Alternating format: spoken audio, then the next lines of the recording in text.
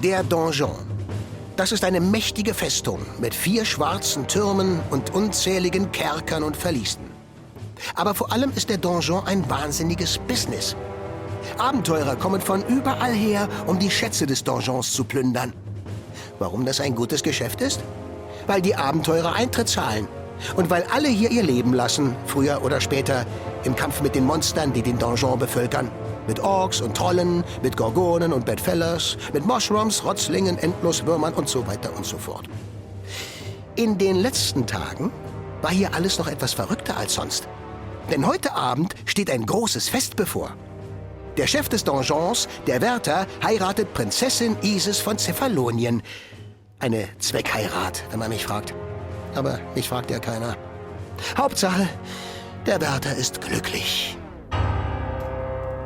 Ich bin ruiniert, Alcibiades. Warum? Du hast doch jetzt das Geld für die Mitgift zusammen. Ausgeliehen habe ich es. Und zwar zu einem Zinssatz von 100%. Und wenn ich das Geld innerhalb eines Monats nicht zurückzahle, fällt der Donjon an Delacour. Dann können wir Logieren an der Erdhöhle beziehen. Ihr müsst stillstehen, Wärter. Sonst kann ich nicht sehen, ob der Anzug passt. Hier riecht so nach Mottenkugeln. Das sind Mottenkugeln. Auch das noch. Ich lasse den Anzug nachher zum Auslüften in den Keller bringen. Dann riecht er wieder nach Monsterschweiß und Abenteurerblut. So, jetzt geht mal ein paar Schritte. Meine letzte Chance wäre, die Hochzeit platzen zu lassen. Mach keine Dummheiten, Wärter. Dein zukünftiger Schwiegervater würde den Donjon platt machen. Außerdem wird diese Ehe den Donjon im neuen Licht erstrahlen lassen. Unzählige Abenteuer werden kommen, im Glauben, die Kassen wären wieder gut gefüllt. Du wirst das Darlehen zurückzahlen können und ich schicke jemanden zur Tür. Nein, das ist bestimmt dieser Herr Delacour. Er hat sich vertraglich zusichern lassen, jederzeit den Zustand des Donjons zu überprüfen. Im Vertrag steht aber nicht, dass wir ihm die Türe aufmachen müssen. Währenddessen waren Marvin und ich in der Küche damit beschäftigt, die Hochzeitstorte zu verzieren. Nun gut, Marvin verzierte und ich sah ihm dabei zu.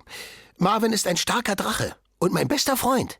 Wir haben schon etliche Abenteuer zusammen bestanden und halten zusammen wie Pech und Schwefel. Seit 10 Minuten läutet jemand am Eingang. Kannst du nicht mal nachsehen, Herbert? Warum ich? Na, weil alle anderen im Haus damit beschäftigt sind, die Hochzeit vorzubereiten. Nur du tust nichts. Ist ja nicht meine Hochzeit. Herbert, wenn ich merke, dass du irgendein krummes Ding drehst, um die Hochzeit zu sabotieren, kannst du was erleben. Ist ja gut, ich gehe. Wegen der Tür muss man sich doch nicht so aufregen. Und weil ich zu meiner schlechten Laune nicht auch noch Ärger haben wollte, machte ich mich auf den Weg zur Haustür. Heute ist geschlossen. Kommen Sie morgen wieder. Ich bin im Besitz eines notariell beglaubigten Schreibens, das mir den Zutritt zum Donjon jederzeit gestattet. Und ich habe ein notariell beglaubigtes Schreiben, das Ihres als Fälschung enttarnt. Gut, ich notiere, dass mir genau um 16:30 Uhr der Zutritt zum Donjon verwehrt wurde, was die Anwendung der Klausel 27b nach sich zieht. Hey, warten Sie. Ich habe noch nicht gesagt, dass ich nicht aufmache. Schieben Sie Ihr Schreiben unter der Tür durch, damit ich es lesen kann. Das wird schwierig. Es ist 328 Seiten dick. Sie haben gewonnen. Ich mache auf. An der Tür stand kein Geringerer als Guillaume Delacour, der übelste Rechtsverdreher und Winkeladvokat im Lande. Bei meinem letzten Abenteuer habe ich ihm den Schicksalsmantel abgeknöpft. Das ist ein Mantel mit tollen magischen Fähigkeiten. Er schützt seinen Träger vor Feuer, Schlägen und scharfen Klingen. Ich trage ihn Tag und Nacht. Ah, ihr seid es. Ja, so ist es. Ich bin wirklich erfreut, Sie wiederzusehen. Ja, ich nicht. Und alles so schön dekoriert hier. Gibt es was zu feiern? Eine Hochzeit. Ach, ich wusste nicht, dass Sie heiraten. Ich würde doch nie im Donjon heiraten. Viel zu unkultiviert. Waren Sie schon mal in Vaucanson? Das wäre der angemessene Ort für meine Hochzeit. So, was ist denn mit dem Schreiben? Das Schreiben ist für den Wärter, aber zuerst habe ich etwas für Sie. Oh, ein Geschenk? Einen Kaufvertrag, in dem steht: Herr Delacour, das bin ich, hat den Mantel, genannt des Schicksals, rechtmäßig erworben. Der derzeitige Träger, das sind Sie, ist dazu verpflichtet, den Mantel an Herrn Delacour zu übergeben. Und wenn nicht? Wenn nicht, werden Vollzugsprovisoren von Terra Amata beauftragt. Vollzugsprovisoren? Ach du grüne Neune. Die schrecken vor nichts zurück. Kann ich mal sehen? Hier.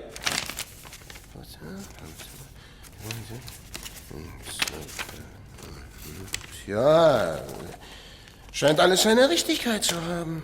Das heißt, Sie übergeben mir den Mantel? Aber klar. Warten Sie, ich muss ihn nur ausziehen. Und dann den anderen. Sagen Sie mal, warum tragen Sie eigentlich 2 Mäntel? Naja, der eine ist der Schicksalsmantel und der andere mein Morgenmantel. Bitte sehr. Hey, das ist der falsche Mantel. Nein. Doch? Nein. Doch, doch. Nein, nein, nein. Doch. Nein. Doch immer einmal eher mehr. Nein, doch als ich Sie. habe Jawohl. Ihnen gerade den Mantel des Schicksals gegeben. Nein. Doch. Doch. Nein, den Schicksalsmantel haben Sie noch an. Das hier ist Ihr Morgenmantel. Herr Delacour, Das bin ich. ist auf der Rechnung eine Beschreibung des Mantels verzeichnet?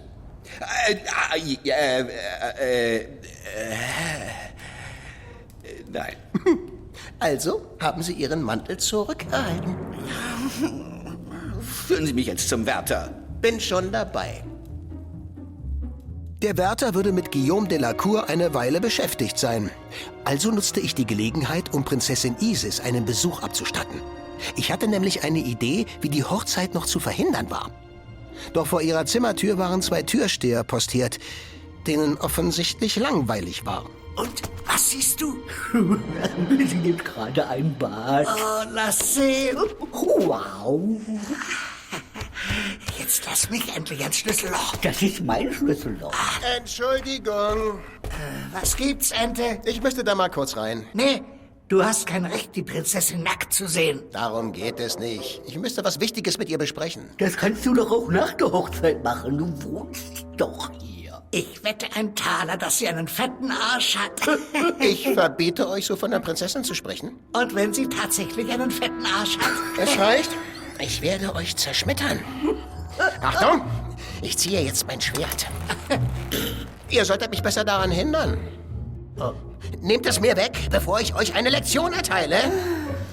Na, kommt schon. Oh la la, meine Hand ist schon ganz nah am Schicksalsschwert. Achtung, nur noch 2 Zentimeter. Okay, wir hauen ab. Schicksalsschwerter sind echt übel. Ja, und ich hätte so gern ihren fetten Arsch gesehen. Ja, so fett war er auch wieder nicht. Du lässt mich an der Schlüsselloch schauen. Das ist ja auch mein Schlüssel. Isis, hier ist Herbert. Oh, du hast ziemlich lange gebraucht. Da waren ein paar fette Monster. Die musste ich erst erledigen.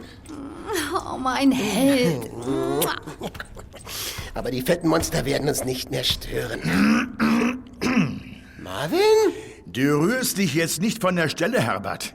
Und das Fräulein geht brav wieder auf sein Zimmer. Nein, wir werden fliehen und heimlich heiraten. Isis wird den Wärter heiraten und damit basta. Du könntest unser Trauzeuge sein, Marvin. Herbert, ich bin dem Wärter zur Treue verpflichtet. Er hat sich doch nicht ein Bein ausgerissen, um die Kohle für die Hochzeit aufzutreiben, nur damit ihr jetzt flieht. Tja, scheinbar doch. Tut mir echt leid, Marvin. Herbert, hör auf, dich wie ein Narr zu verhalten. Isis, geh schon mal vor. Ich kümmere mich um ihn. Das tust du dem Wärter nicht an. Fettsack. Marvin ist ein Drachist.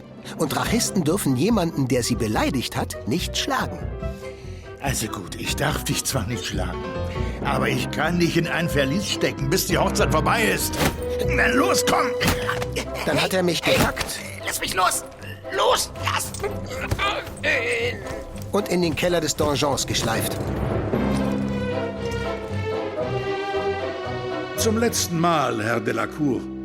Herbert von Vaucasson ist hier nur Angestellter. Wir können nicht einfach so über seine Garderobe verfügen. Und jetzt gehen Sie bitte. Na, vorher möchte ich aber noch mein zukünftiges Zuhause anschauen.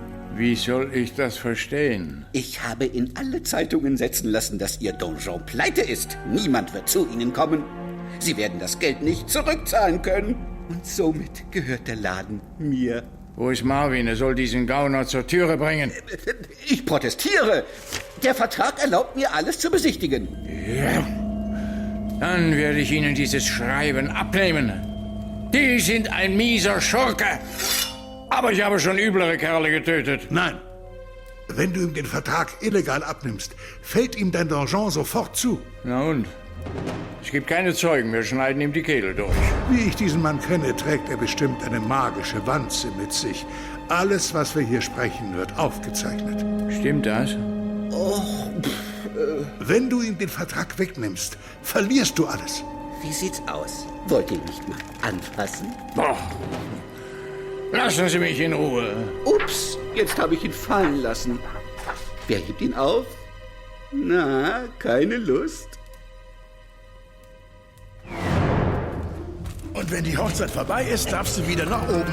Glaub mir, der Wärter ist einverstanden, dass ich Isis heirate. Dann kann er sich nämlich die Mitgift sparen. Das hätte ihm mir gesagt. Nein, Marvin, das ist doch super geheim. Ach, halt's Maul und hör auf, so rumzuzappeln. Ja. Los, rein mit dir. Vorsicht, der Gürtel! Möge ein Held aus vergangener Zeit auferstehen und mich retten. Das ist mein magischer Gürtel. Er kann sprechen und zaubern. Wenn ihn jemand berührt, verwandle ich mich in einen früheren Träger des Schicksalsschwertes. Das sind meistens ziemlich fiese Typen. Ich bin Isidor, der Stallknecht. Ja, meistens. Ich bin nicht imstande, dich zu töten. Na dann. Marvin berührte gleich noch einmal die Gürtelschnalle. Ja! Diesmal ziemlich unsanft. Und ich verwandelte mich wieder zurück in Herbert. Du bist ja immer noch da, Marvin. Ja, schaut ganz so aus. Dann hat dich also nicht ein Held von früher kalt gemacht? Nein, aber ich sehe deine Verwandlung als aggressiven Akt an. Und das bedeutet? Ich darf dich jetzt schlagen. Und so leid es mir tut. Aber jetzt muss ich wohl ernst machen. Hey, Drache! Ist das dein Kerzenständer? Marvin fiel zu Boden. Dann packte mich Isis auf ihre Schultern und wir flüchteten aus dem Donjon. Die Flucht sprach sich in 0, nichts im Donjon herum. Isis Vater, der Ataman, war stinksauer. Er war extra zur Hochzeit angereist und hatte überhaupt keine Lust, unverrichteter Dinge wieder abzufahren. Das heißt, ohne großes Besäufnis und so. Dem Wärter hingegen kam unsere Flucht gar nicht so ungelegen.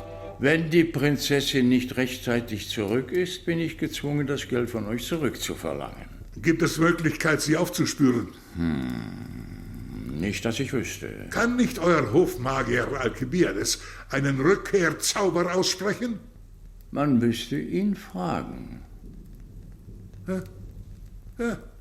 Worauf wir noch warten? Sein Arbeitszimmer liegt in einem abgelegenen Seitenflügel des Donjons. Es kann Stunden dauern, bis wir bei ihm sind, falls er überhaupt in seinem Arbeitszimmer ist. Besser spät als nie. Wir losgehen. Währenddessen durchstreifte auch Guillaume de la Cour den Donjon. 2 türkisfarbene, einäugige Monster im Kellertrakt. 6. Oh. Ich notiere. Türen müssen geölt werden. Oh. Hier riecht es aber streng. Nach Mottenkugeln. Pah. Pah, das ist dieser Anzug, der so stinkt. Was steht denn hier? Nicht anfassen. Hochzeitsgarderobe des Chefs. Ha! Dem werde ich eine kleine Überraschung bereiten. Ja, na sag mal. Ah, ein kaputter Kerzenständer. Nach Absatz 2 müssen defekte Gegenstände vom Vorbesitzer ersetzt werden. Und... Au! Was machen Sie denn hier? Ich bin in einen Kerzenständer gelaufen. Dann wurde mir schwarz vor Augen. Aha, Also müssen Sie für den Schaden aufkommen. Vorher muss ich mich noch um eine Ente kümmern. Das könnte schwierig werden. Sie ist mit der Prinzessin geflüchtet. Ja, die machen tatsächlich ernst und heiraten. Heirat? Die Ente hat mir heute Morgen gesagt, wo sie am liebsten heiraten würde. Raus mit der Sprache. Ich schlage Ihnen ein Geschäft vor. Ich sage Ihnen, wohin die beiden unterwegs sind, und Sie sorgen dafür, dass ich den Schicksalsmantel wiederbekomme. Ja, wenn's weiter nichts ist. Ich komme mit, zur Sicherheit.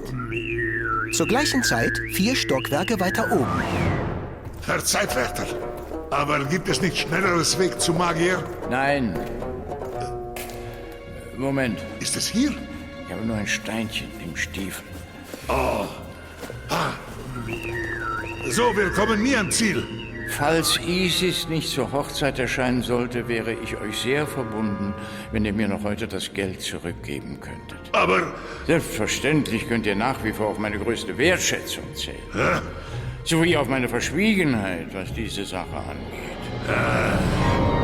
Währenddessen waren Isis und ich schon über alle Berge. So eine Flucht kann ganz schön anstrengend sein. Vor allem, wenn man noch jemanden mitschleifen muss. Herbert, wach endlich auf. Ich kann dich nicht mehr tragen. Wach auf. Sind wir schon in Vaucanson? Noch lange nicht.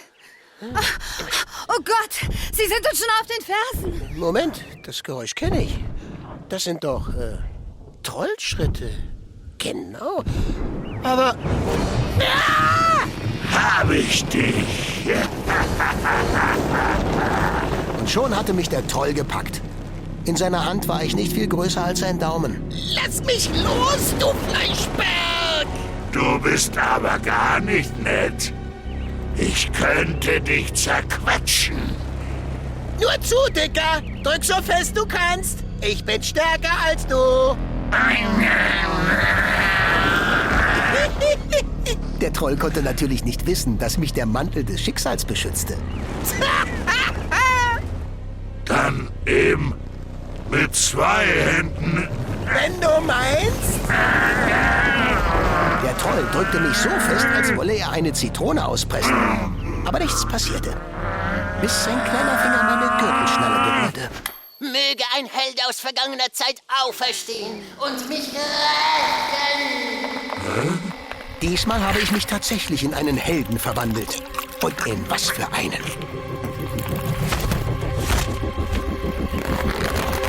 Stirb, du Wurm!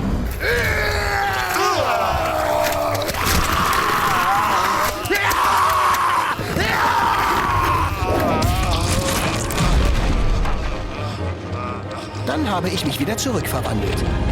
In Herbert von Vaucanson. Isis! Isis! Du kannst wieder aus deinem Versteck kommen, ich habe den Troll erledigt. Guck. Isis? Such mich!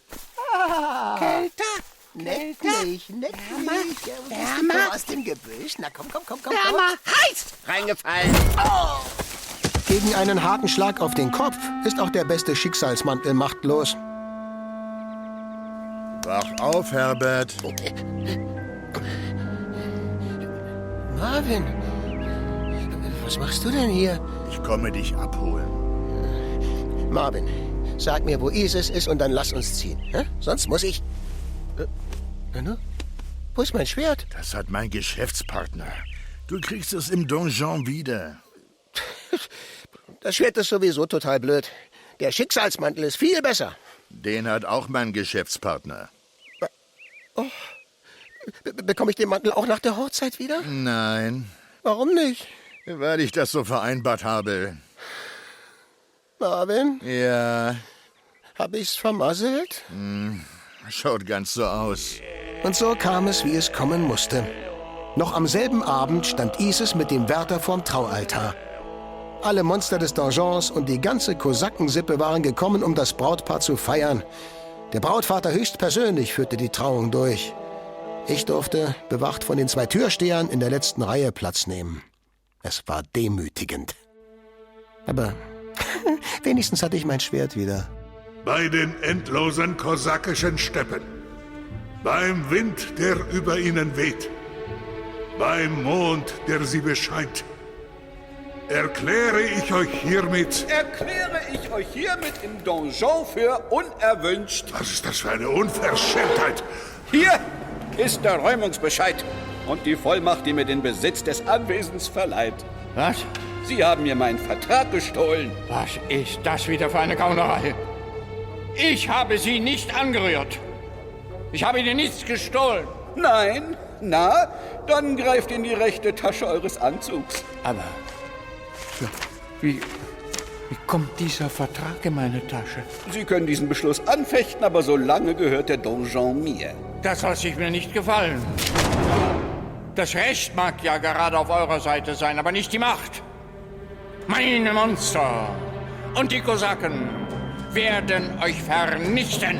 Die Vollzugsprovisoren haben den Donjon umstellt. Ihr habt keine Chance. Packt eure Sachen und macht es nicht noch schlimmer. Das werde ich nicht zulassen.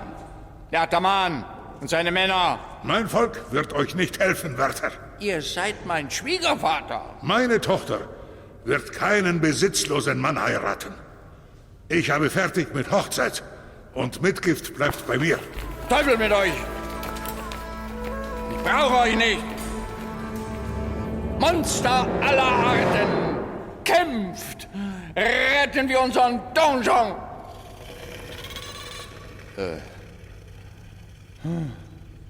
Wärter, ihr seid alt und bereit, im Kampf zu sterben. Aber es wäre egoistisch von euch, langjährige Freunde in den sicheren Tod zu schicken. Hört, Delacour. Dieses Mal habt ihr gewonnen. Doch ich werde Einspruch einlegen und meinen Besitz zurückerhalten. Ihr müsst trotzdem den Donjon verlassen. Jetzt. Gehört das Personal eigentlich zu den Gütern, die ihr erworben habt? Also, wer will, kann mit mir kommen. Hey! Nein! Und so verließen alle Monster den Donjon. Die Orks, die Trolle, die Gorgonen und Bedfellas, Mushrooms, Rotzlinge, Endnusswürmer und so weiter und so fort. Bleibt hier! Ich gebe euch einen halben Taler als Lohn.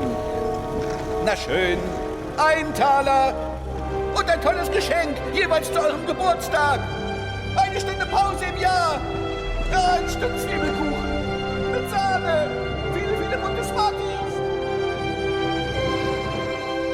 Der Wärter, seine Angestellten und die Monster bezogen Exil auf einem Hügel nahe Schweinspfuhl. Zurück blieb Guillaume Delacour in einem leeren Donjon. Doch schon bald wird die Zeit kommen, da ein mutiger Abenteurer den Donjon aus den Klauen dieses hinterhältigen Scheusals retten wird. Schon bald. Soll heißen, spätestens in der nächsten Staffel. Es ist ein Abenteurer, wie die Welt ihn nur alle paar Jahrhunderte zu Gesicht bekommt. Klug, erfahren und mit dem Herz am rechten Fleck. Ein großer Held und doch eine ganz gewöhnliche Ente. Herbert von Vaucanson.